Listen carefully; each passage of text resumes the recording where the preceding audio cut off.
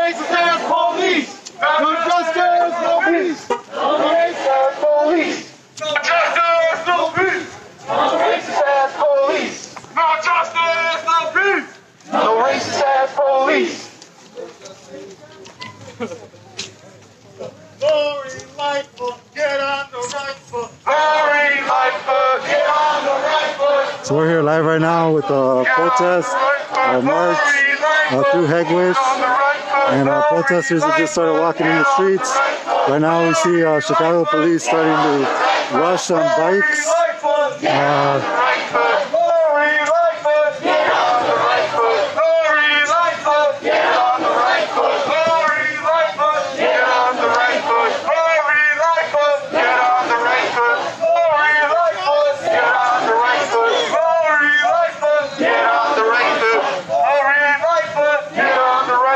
You can see the Chicago police are stationed on the corner.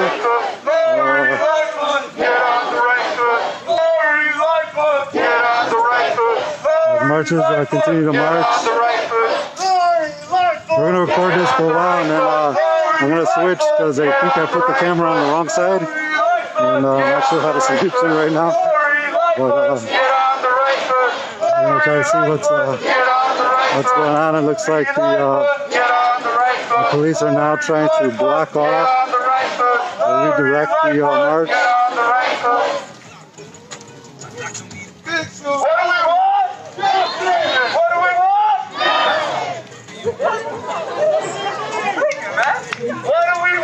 What do we want? Justice! What do we want? Justice! When do we want it? Now! When do we want it? Now!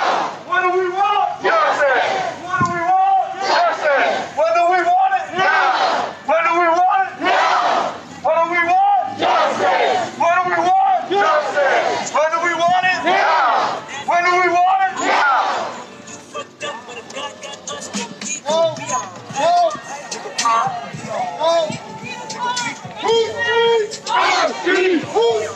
Our streets! Our streets! Our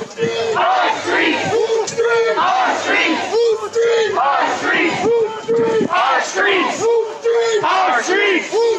Our streets! Our streets! Our streets! Our streets! Our streets! Our streets! Our streets! Our streets! Our streets! Looks like protesters just walked past the police attempt at blockading, and the officer just kind of nearly hit me. Hopefully slows down. And now we're just watching, we're live streaming, and looks like the protesters started walking in the streets right now. The police are here. Apparently there was an attempt to block off the protest. The protest is continuing, and looks like there's still an attempt to get around the protest and try to contain it. And you know, we're live here watching. Excuse me, sir, you just ran over my foot. And we're just kind of walking here, watching what's going on. We got another officer behind us.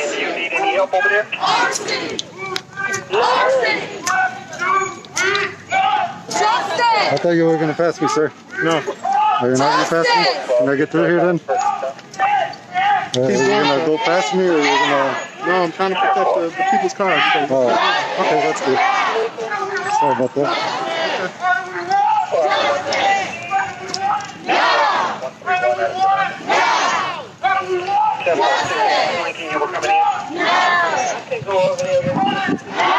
So you got supporters over there supporting the marchers. Shut it down! Shut it down! Justice! Justice! When do we want it? Now! When do we want it? Now! So I'm going to switch to camera views right now. Give me a second.